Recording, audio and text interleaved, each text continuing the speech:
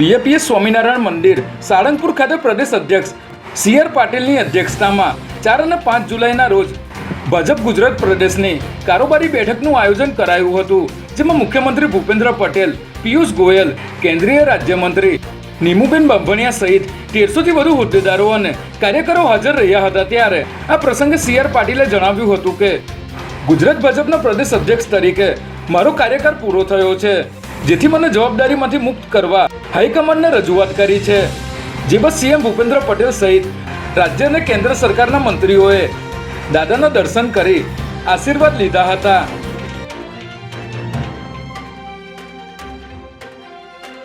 અમદાવાદમાં આગામી 7 જુલાઈના રોજ ભગવાન જગન્નાથની 147મી રથયાત્રા યોજાવાની છે। ત્યારે અમદાવાદ પોલીસ દ્વારા તૈયારીઓને આખરી ઓપ આપવામાં આવી રહ્યો છે, જેમાં અમદાવાદ શહેર પોલીસ કમિશનર દ્વારા રથયાત્રાના સમગ્ર રૂટ પર બંદોબસ્તનું રિહર્સલ કરવામાં આવ્યું હતું। ત્યારે આ દિવસે કોઈ અનિચ્છનીય બનાવ ન બને તે માટે ડીજી, એડીજી, આઈજી, ડીઆઈજી કક્ષાના અમદાવાદ શહેરમાં ફરજ બજાવતા 5 અધિકારી ઉપરાંત ડીસીપી, એસપી સહિતના કુલ 38 અધિકારી હાજર રહેશે।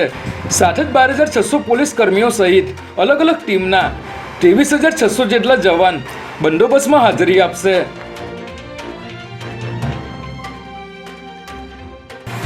ગુજરાત એટીએસની ટીમે દિલ્હીથી એક અફઘાની નાગરિકની હેરોઇન સાથે ધરપકડ કરી છે। પકડાયેલ આરોપી છેલ્લા 2 વર્ષથી ભારતમાં ગેરકાયદેસર રીતે રહેતો હતો અને અગાઉ ઓમાનના દરિયાથી વેરાવળના દરિયા કિનારે ડ્રગ્સ લાવી દિલ્હીમાં ડિલિવરી કરવાના ગુનામાં પણ તેની સંડોવણી બહાર આવી હતી। ત્યારે તેની પાસે હેરોઇનનો જથ્થો હોવાની બાતમીના આધારે એટીએસની ટીમે દિલ્હી ખાતે યાસીનના ઘરે રેડ કરી હતી, જ્યાંથી 460 ગ્રામ હેરોઇનના જથ્થા સાથે પોલીસે મોહમ્મદ યાસીનની ધરપકડ કરી તેને અમદાવાદ લઈ આવી હતી।